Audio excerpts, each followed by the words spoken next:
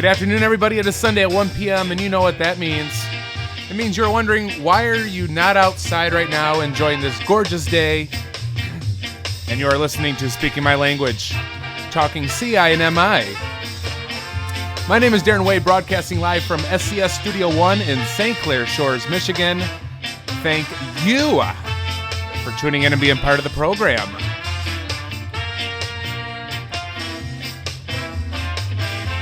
So, everybody, today is Sunday, the April 17th.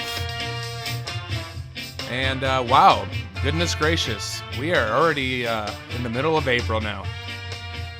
Finally have a break of some gorgeous weather now. Isn't that awesome? You know, I don't get it. I get it. We live in Michigan. I mean, we have close to 70 degrees in February, and then we have like 30 degrees in April. Yeah. But we're used to that right here in, our lovely Mitten state. So anyway, here we go. Let's get right into it. Today's topic is, let's see here. Okay, let me just get this going here. Okay, we're going to go fast today. I know I keep saying that, but we are going to. I'm going to get a lot of information out in a half hour here. So let's get right into it. Today's topic is, what are the challenges that world language teachers face within their department, and the challenges they face with their administration? You know, what are some possible solutions to a divided world language department?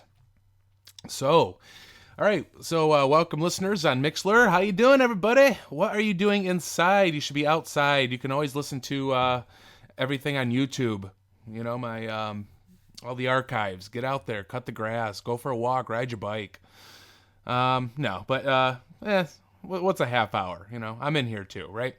Got a nice little window here by the studio looking outside, and we got clear skies, no clouds. I think I'll go ride my bike for a little bit today. I just finally fixed my flat tire on my bicycle, so it'll be the first time I get to ride around today since the fall. Anyways, enough with all that banter. Feel free to log into Mixlr if you want to be part of the discussion in the chat room, and I'll mention your comments and opinions as they come in. Also, you can send me an email at darrenway79@yahoo.com, and I'll check my inbox every couple minutes or so. Also, if you're on Mixlr right now and wish to call in, hey, message me in the chat box, and I'll give you the phone number to call in during the show today. And like I said before, if you only want to say one or two things for only like 3 minutes or 5 minutes, that's totally fine. You know, there's no limit to how long you want to talk.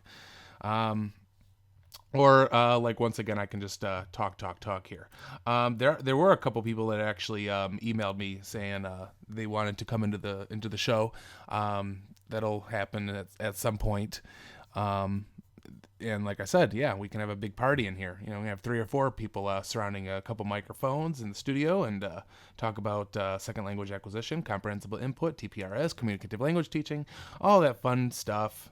All right. Anyway, so here we go. So we've done a few episodes now, and I think that it's a better time than any to discuss this topic today. You know, for those of you who listened to my first initial podcast, you know that I was struggling with this issue, being in a 3-person world language department years ago, where we just kind of done our own thing, and none of us were on the same page as far as language acquisition and comprehensible input. I'm not going to rehash my own personal experience with this battle, but if you're interested, I uploaded the first podcast on my YouTube archives. Which by the way, we're switching to YouTube now versus SoundCloud because I don't feel like upgrading and spending money so that I can upload, further episodes and things like that. You know, they're not going to get any of my money. So I'm just going to do everything on YouTube. And they're already uploaded right now. And like I said, if you wanted to hear, my episode 0, which was kind of like my pilot episode where I talk about a little bit of background about myself and what kind of inspired me to start this whole thing to begin with. But I'll kind of give you like a shortened version of it. But so let's see. Like I said, I was in a 3-person department, and me and the other Spanish teacher and a French teacher, and long story short, basically, I was working alongside another Spanish teacher who, from what I could tell, didn't do anything comprehensible input related in her classroom. We were both the same age, and we've been teaching for the same amount of time, which was like maybe 3 or 4 years at that time. And this was like 2000 and, I don't know, 2006, I think, like 10 years ago. We might have collaborated once, or twice with each other in the 3 years, in the 3 or 4 years we worked together. And the rest of the time we just did our own thing. And the French teacher was just kind of in her own world as well. We didn't really collaborate with her too much. But so there was this major disconnect. I was all for collaborating with her and the other teacher, but it didn't appear that she wanted any part of it for whatever reason. I don't know. We also shared some of the same students as they would transfer into our classes at mid-school year, and basically it seemed like we both had our struggles. She was struggling with my students coming into her class, not knowing every single verb conjugation and where to place an accent on a word, and what comes first in a sentence, an indirect object pronoun or a direct object pronoun. And I was having struggles with inheriting some of her students who were barely, comprehending anything that I was saying in the target language. And these were situations that were happening 10 years ago, and I was doing, comprehensible input and TPRS and communicative language teaching, and so on. The students, they adjusted fine, to my class eventually that I would inherit at mid-school year. But where was I going with this? I don't know. So even during that time 10 years ago, I don't know. I mean, they eventually, they didn't struggle for too long. I kind of got them on the same page. They adjusted just fine to my class eventually, but, I really wish I had them since the beginning of the school year so that they would be on par with the rest of the students who weren't switched out of my class due to scheduling and things like that. So I'm sure there are quite a few of you who can perhaps relate to what I was up against on a daily basis. And it happened on another occasion too, but I'm not going to talk about that. So again, if you want to hear what unfolded with all of that, feel free and listen to my first podcast on YouTube. I think it's called Episode 0. So I'm going to present two things right now. Well, a couple things. I have 3 emails. The first one, let's see, we have an email from this teacher, and then I pasted another email from this other teacher. And so I have 3 emails I'm going to talk about. I had 4, but one I'm going to hold on to until next week. And then I'm going to share with you some other things in a minute. So here we go. Let's see. Where's that email that I posted?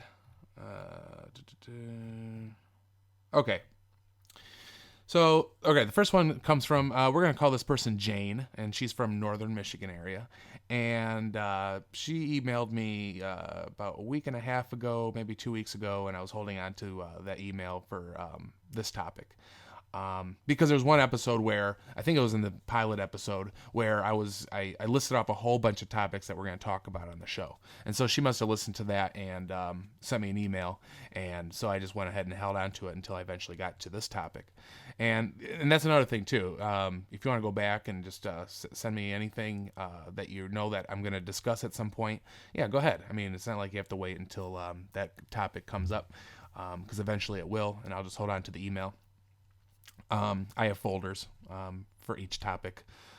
Anyways, so what does she say? So she says, there are 4 language teachers in the department at our high school, and I love the idea of comprehensible input. We do share our students. For example, my students may take the second term with another teacher. It does occasionally cause problems because I've gotten away from verb charts and conjugation. And this teacher, she swears by them, though, and they have troubles because... the students have troubles because she has a verb conjugation quiz almost every day where they have to fill out this chart, and they get upset with me because I did not teach them that. So I've gone back to it because So she's gone back to it because this other teacher believes they need to know conjugation. Her rationalization being that she is preparing them for college by making them memorize and test. And I used to present a lot about languages, mostly using technology. Our district limits our attendance to conferences, and a lot. And the ISD has a new director who is not setting up classes as much as the last one did. I have websites that I've created for workshops and sessions. Thanks for sharing your talents, Jane. So, well, so yeah, Jane. So of course, I can relate to her experience, and perhaps all of you that are listening can too. Maybe some of you. She says she has 4 people in her department, and there are schools that have more than that in one building.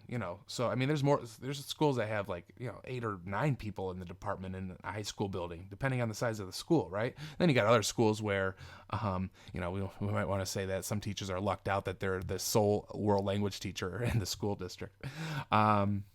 So anyways, so obviously, the more people you have in your department, the more struggles you might have on having any kind of cohesiveness within your department, right? And I'm sorry, but I'm going to put this out there for those of you who might get offended by this. I don't know, but please don't. I mean, or give me a call right now or send me an email. This is 2016. Okay, why are there still teachers doing verb charts? I mean, there's some that do it exclusively. I mean, that's pretty much all they do every day. Now I understand that maybe some do it, a little bit here and there, but there's some that really still rely heavily on these things. And this person whom Jane mentions is doing this every day. I mean, I guess I'm questioning overall, like, the goal of doing this.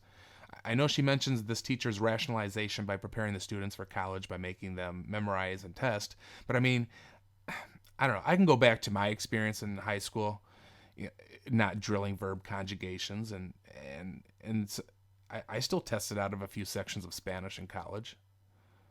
If anyone has any comments on Jane's story, I mean, call in or let me know. Send me an email. I can read next week or something. I can, next week's show. So, what else? Another thing she mentions is how the district limits their attendance to conferences, and the ISD has a new director who's not setting up classes.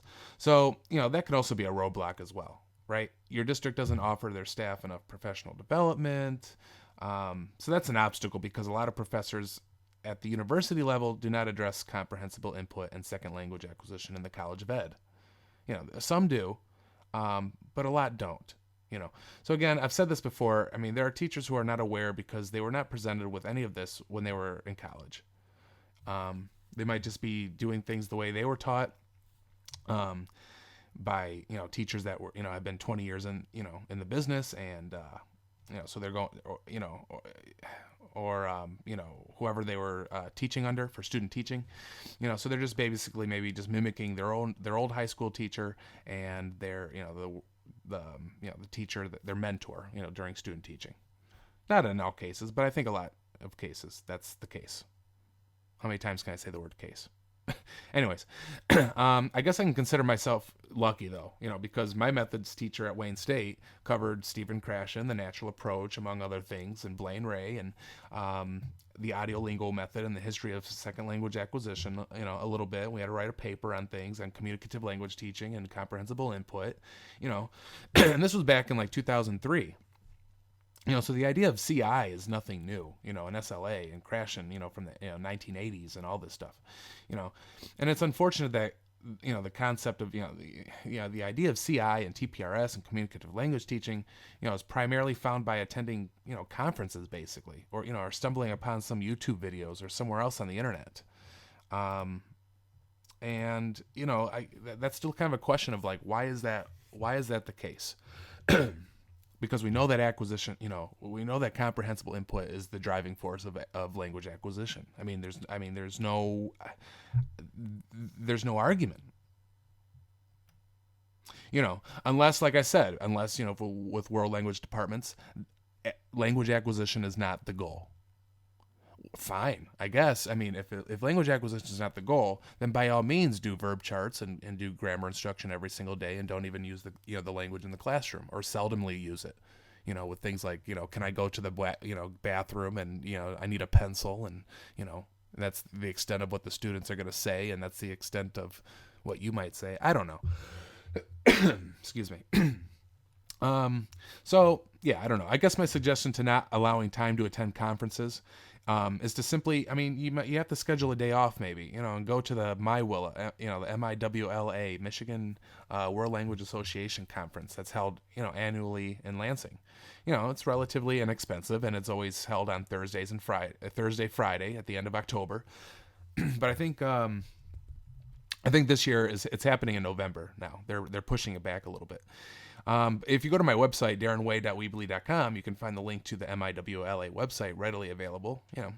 I believe I'll be presenting again this year too. So come on out, watch my session. I think basically I'll be addressing SLA, CI, TPRS, and it's their implications in world language instruction, basically. Is what I'm going to be doing for the most part, I think, as well as giving out a slew of activities that teachers can bring into the classroom on Monday and start implementing it. Yeah. Also, another day, so that's something that you might have to do, if obviously, because MIWLA, I mean, it's relatively cheap. I think it's like $85 and it's $30 to become a member for a year, and you can always, share a room somewhere. If you're closer to Lansing, you can just go home and go back the next day. There's always couch surfing, right? You can do that too. Or take a group and split the cost of a room or something like that. So it's pretty affordable. I've always paid out of pocket when I would attend before I became a chair member. So yeah, but I mean, I still have to pay something to a certain extent. But even when I wasn't on the chair, it doesn't cost that much. Anyways, what else? Yeah. So that's one idea. Another thing to, in response to Jane and in this, we can do, I was thinking this the other day, and this came up on the Facebook page. We can do like a 3 or 4 hour conference on a day during summer break, put together our own conference. It'd be free, or we won't charge anyone who wants to volunteer. Let's say we'll do it for 4 hours, and there's a, presenter for each of those hours. So we have 4 presenters. Or maybe 3 presenters, so do 3 hours, and then the 4th hour, and it could be like someone could ask their school if we can share a couple classrooms, in June or July or what have you. Ideally, maybe just like a week right after school's out, since we're still kind of fresh being from in the classroom and stuff, instead of like way later on in the summer where we're kind of removed from the classroom for a little bit, and I don't know. So I have 3 hours, and then the 4th hour of our little makeshift conference would be, just a huge collaboration of everyone that attended who wants to share, their ideas. Something we could think about. I think they're doing this. I saw on the Facebook page. There's somebody doing this. I can't remember who, in another state. They're putting one together themselves, and they're making it very affordable, if not free. And I think maybe that's where I came up with the idea. Or I think I came up with that idea, and then I saw that. I'm like, wow, I just thought about that. That's crazy. Someone has the same idea. Anyways. So if you're interested in trying, to put something like this together, I mean, contact me. And we can do something. So thanks, Jane, for sending me your personal story. I'm sure there are many of us that can, relate to that. All right. So anyway, here's another email that came in a couple days ago. Comes from Paul from Northwestern Michigan. He writes, "Hey Darren, just thought I would put in my 2 cents on your topic. Feel free and share my frustration. I teach in a semi-rural high school along with 2 other world language teachers. I teach Spanish 1 and 1 section of Spanish 2. I've been battling with my department for 2 years now, and I'm about fed up. What should I do? I usually do stories 3 times a week and then do tons of PQA, personalized questions and answers, during other days over a given topic. I reluctantly spend more time on grammar than I want to. We have some common assessments that we follow as a department, so basically the scenario goes like this. I basically have 2 weeks to plug through a unit, and then we schedule our common assessment around the same day, more or less. The assessment is all on paper with a typical listening section, a writing section, a small paragraph, and tons of grammar portions. And filling in the infinitive verbs in the parentheses. Every test we give is about 20% meaning / context based and 80% grammar. And then what else? And then he says, this is frustrating since I believe this assessment is so wrong on so many levels, and I refuse to saturate my class time with grammar. When it gets close to test time, I find myself cramming grammar in at the last minute so that my students can be somewhat successful. A good portion of my students get frustrated because they appreciate what I'm doing in class and know that the assessments are not coming from me. Then there are other students who I know just want me to teach them everything that will be on the test starting on day 1 of the unit. You mentioned your topic about a divided language department, but also, this is dividing my students. I like what you're doing, and hopefully someday we can figure out this mess. Okay, so that's what he said. And Paul, I already know. I already sent you this response, but I want to put this on there, for people listening as well.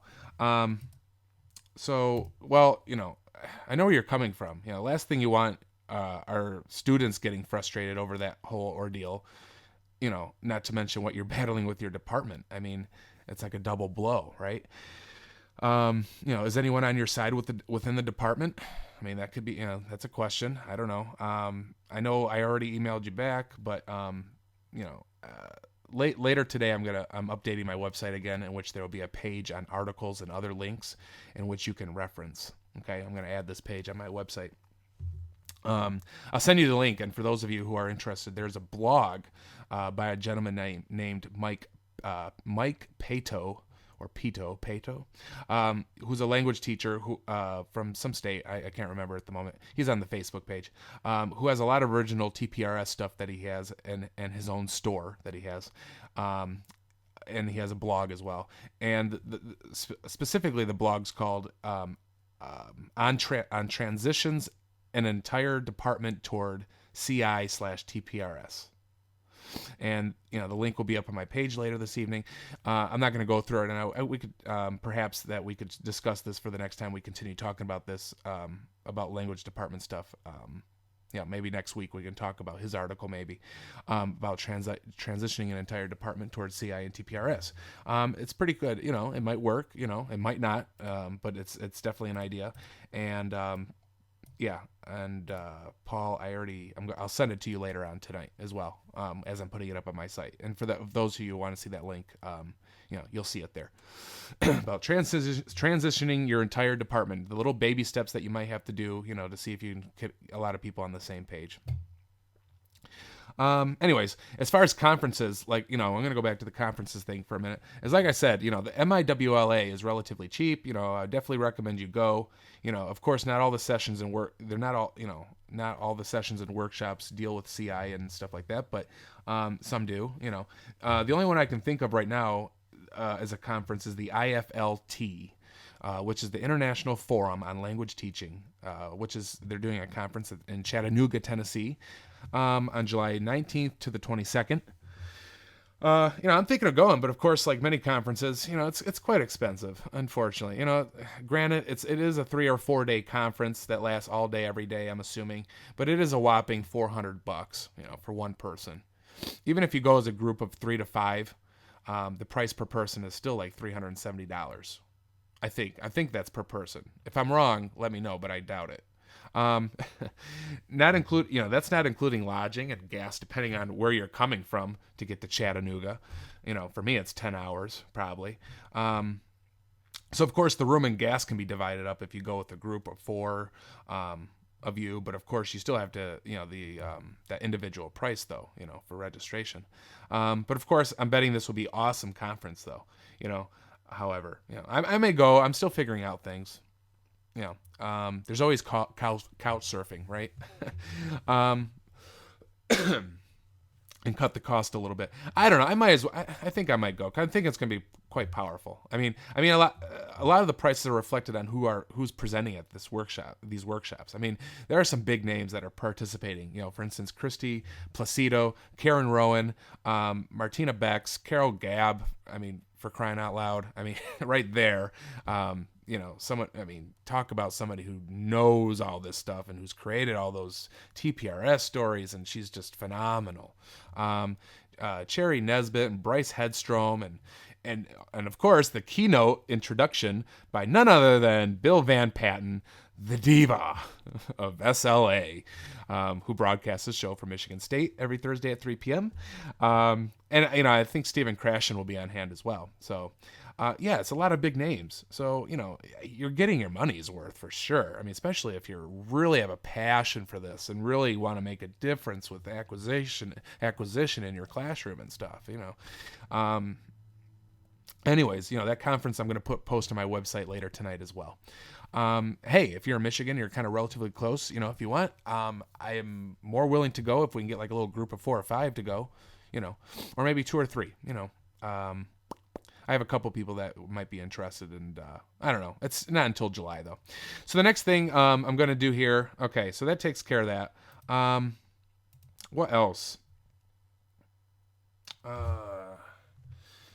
I did have, shoot. I had one other email, and I cannot find it. I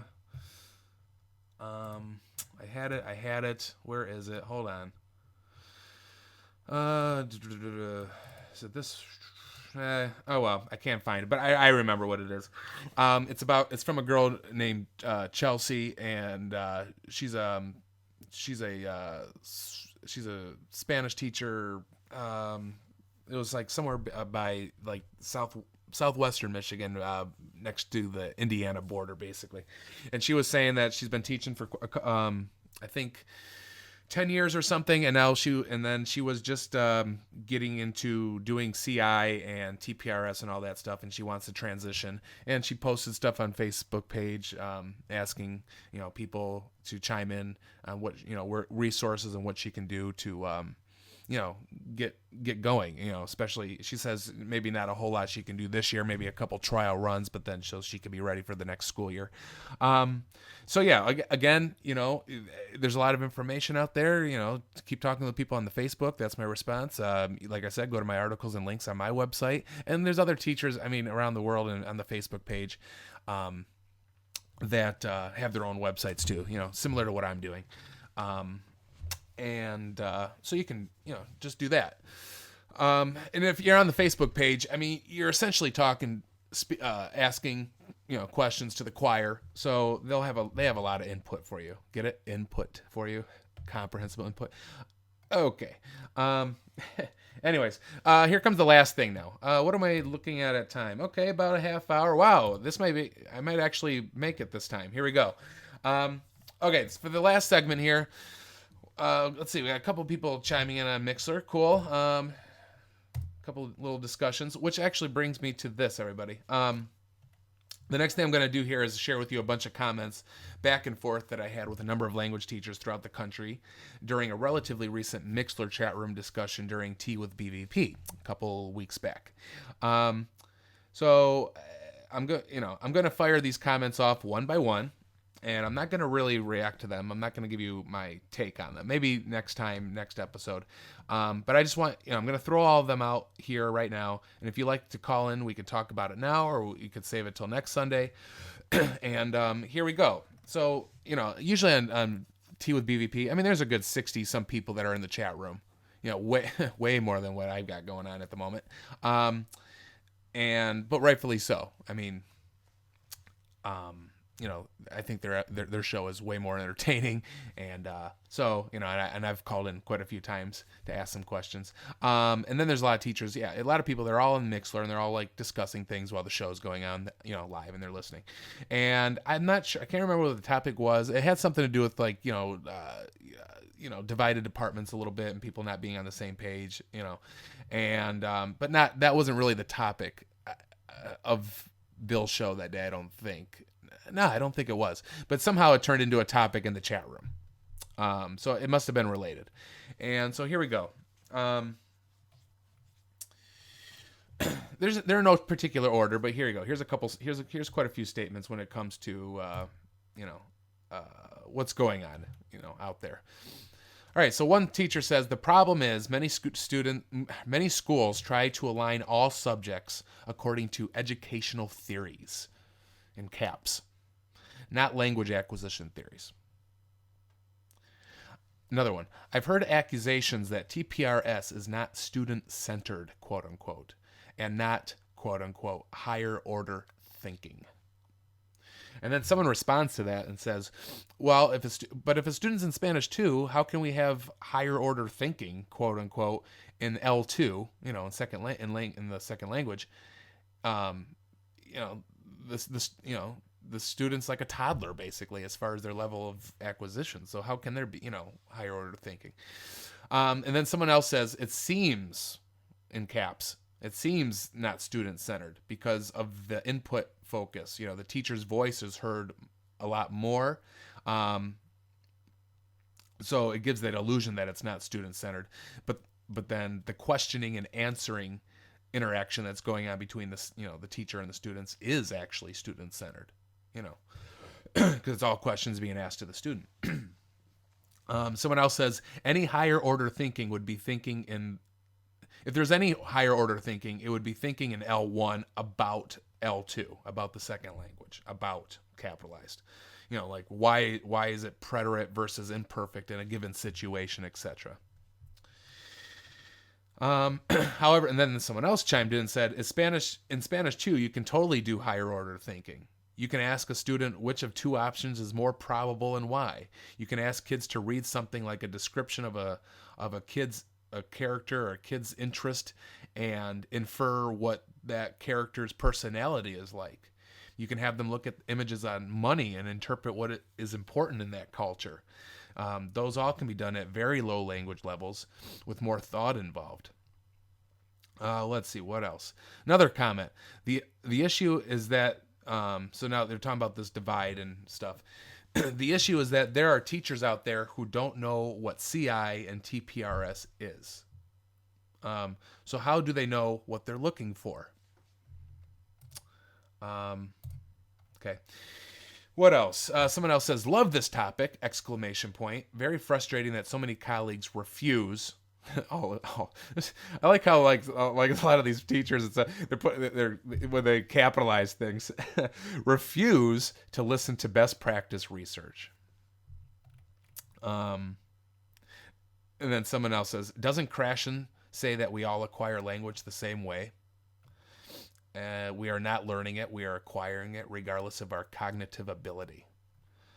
And then someone else says, "I think I think all students acquire the same way, but the difference is the pace of acquisition. But when it comes to learning, they do learn differently than one another because learning is a conscious process." So there you go. About differentiating instruction. So that's a good point. Maybe it brings up the question of to what extent do you have to differentiate if we're human beings and we all acquire the language the same way, but our processing speed is different only. So maybe differentiation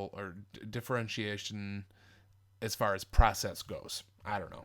Maybe I'm making that up, but I don't know. Let's see, what else? Someone else says, "I think you nailed it." And he's referring to teachers who are not doing CI and who are still doing traditional stuff. So this person says, "I think you nailed it. They don't want to be told that they have been misinformed their entire career." So yeah, no caps on that one though. I think the bottom line is, can they do things in the language? They, the students, after a few years, they aren't going to be completely accurate. If all they can do is conjugate verbs on a test, then they really have very little use of the language outside of a classroom. This person says, the same person actually, "I also think there are teachers who are not confident in using the language themselves. Hence, they are not doing CI in the classroom." And then someone responded to that and says, "Well, also an issue, you don't have to speak it very fluently to work students through a textbook exercise. There's no coming up with stuff on the spot. You can pre-script it, look at the answer key, and fake it." Yeah. And then somebody else says maybe the AP exam should, be thrown out. Here's another one. Another reason perhaps is that you can't. So another reason, as far as the traditional teachers and that, someone comments on that, says another reason is perhaps because they can't sit at their desk and do other things during the class period. They need to actually engage with the students the entire class time. What else do you say? It's not like giving out a worksheet and saying, here, do this worksheet front and back and turn it in. So maybe that's another, teachers being a little, or being, that are not buying into it because, I don't know.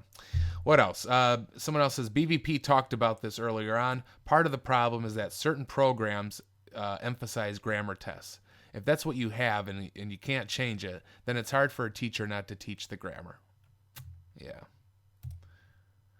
Let's see. What else? Someone else says, another reason is that there are probably some teachers out there that actually get the whole CI thing, but they don't want to transition because it would involve creating new stuff, and all their handouts from their file folders then become obsolete.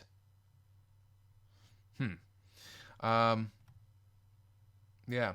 Someone else says, one thing that I think helps is having tons of materials and lesson plans available. That's the biggest thing grammar translation textbooks have a leg up on compared to CI. But there's a lot of stuff that's out there that you can get. But I don't know. Textbook, that's the thing with publishers and textbooks. That's another thing, as far as, if people are following the textbook and textbook doesn't include a lot of stuff that's CI based, then you're not doing it yourself. Let's see. Okay. Anyways, I know. Someone else says, I know 2 strictly grammar teachers who do not use the language at all in class, and they both spent half a year in Spain.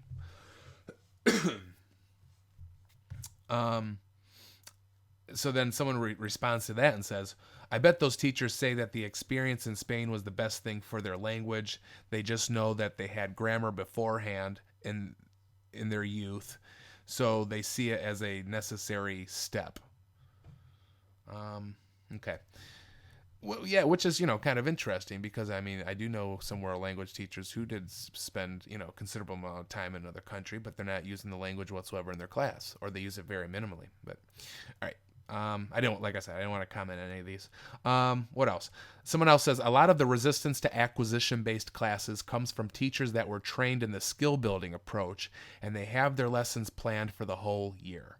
If you've been teaching for 10 years a certain way and have all lessons, tests, and activities planned out already, why change?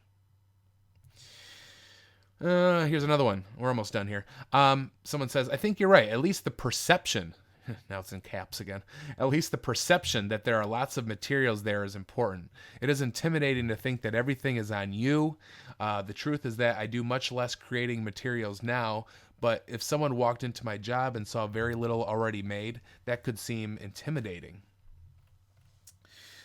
Let's see. Someone else says, basically, we were taught to teach grammar and force, quote unquote, the kids to speak in Spanish, do some games once in a while, and supplement with, quote unquote, communicative activities.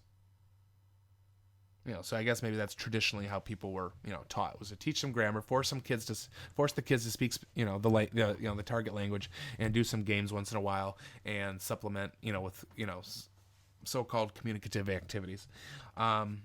Which, like I said, that's something in and of itself we'll discuss someday. I'm still trying to learn it myself, actually, and what Bill Van Pan's talking about as far as, do we have like a genuine idea of what a communicative activity is? Is it really serving the purpose of communication? Is it really being effective, or is it not truly a communicative activity? Okay. Well, part of the issue begins someone else says, part of the issue begins in the College of Ed world language methods classes. If they are not addressing acquisition, CI, TPRS, etc., then brand new teachers are not informed. And there's one more here. No, that was the last one. Okay, so let's see here. Okay, wow, we're at 40 minutes now. So what are your thoughts, everybody? There we go.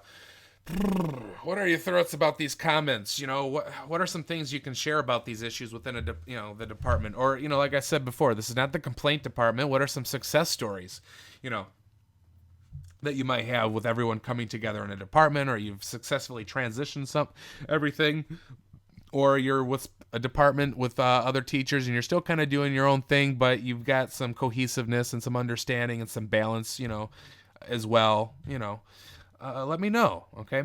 The only thing we didn't really tackle here, which is just kind of a short thing, because I don't think there's much to talk about on this point, because a lot of things happen within your department versus the administration. Well, not necessarily all the time, but as far as the administration is concerned, one person emailed Bill Van Patten with the question: how do we train administration to understand what novice level communication looks like / feels like in a world language classroom?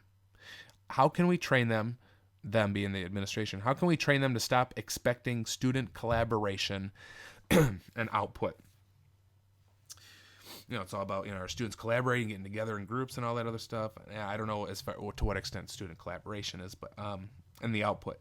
And this was his answer. So this is BVP's response to this. He says, we've got to give them, the administrators, we have to give them a definition of communication and say, look, in the early stages, the students can't express meaning. They can't express meaning. And then, their job is to be interpreters of meaning. And that's what we're working on. And then he also continues, he says to, the teachers out there, your colleagues need some basic information on how second language acquisition happens. Acquisition of language and acquisition of communication and skill development. So they need some basic info about this stuff. And they need some basic stuff on all of that. And he goes on to say, we cannot help people if they're not informed. He did offer to inform, I guess Bill Van Patten, he offered to, to teachers and if you want, have a Skype conference or something with administration. Set up a time and meet up with your administrators in the conference room and put up Skype, and he can maybe talk about some of this, and for the administrators, so they can give a better understanding. And also you can start maybe talking to your community as well, and parent teacher conferences and your stuff like that. Let's see, what else? Yeah, I guess that's about it. A couple things I just wanted to say here at the end. I like Bill's statement that acquisition happens to the learner. Therefore, the only thing that the teacher can control in the classroom is the quality and quantity of exposure to the language. What's another thing I heard the other day? Because I listen to a show every Thursday. The whole idea that we should do away with the word Spanish, French, German teacher.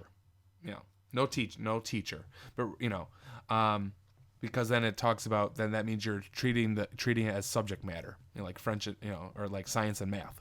So, but rather, I am not a Spanish teacher. I am a facilitator of conveying meaning in Spanish, maybe. So Bill says, we shouldn't be called language teachers. Anyways, let's see. Let's look at the time. Oh my goodness gracious. Okay, that was a lot. Sorry about that, everybody. But there was a lot of information for you. I don't know. Let's see. We're gonna cue things up here in a minute. Let's see. Yeah, a lot of information today, and I'm gonna go enjoy the weather. You should too, everybody. And it's nice out. I'm gonna go ride my bike and think about ways that I can incorporate. Maintain CI in my classroom on a day-to-day basis. And, maybe I'll give that a break today. So anyways, here we go. Let's cue up the music. So there you have it. Issues that arise in departments basically comes from those who are teaching the language as subject matter, like history or math, versus those who are facilitators of language acquisition. When somebody asks what you do for a living, Rather than say I'm a high school Spanish teacher, like I said, you could say I'm a second language acquisition facilitator. And on that note, we're going to call it a day. I think what we'll do next Sunday is, like I said, continue this topic on divided departments and what we can do to alleviate frustrations and basically create an environment where, we get along and have common goals. Also, any ideas of, shifting this mindset, with our administration. As always, we want you to call into the show or send me an email about any success stories within your department or administration in support in regards to CI. Also, feel free and start emailing me some other CI activities you do in the classroom that we can share to our listeners so they can take these ideas back into their own classrooms. Send me any awesome video links of other teachers or yourself in class conducting a CI activity. I guess that's it for now, so thanks for tuning in. Do not forget you can listen to previous episodes on my YouTube channel, which is linked on my website. We'll be back Sunday, April the 24th, again at 1 p.m. Again, thank you very much for tuning in today. Tell your friends, colleagues, spread the word. Tune in to Tea with BVP as well for a touch of comedy and deeper discussions on contemporary world language teaching and SLA on Thursdays at 3 p.m. Like right now, he's continuing his ongoing series on 7 principles of contemporary language teaching. This episode was brought to you by the letters N and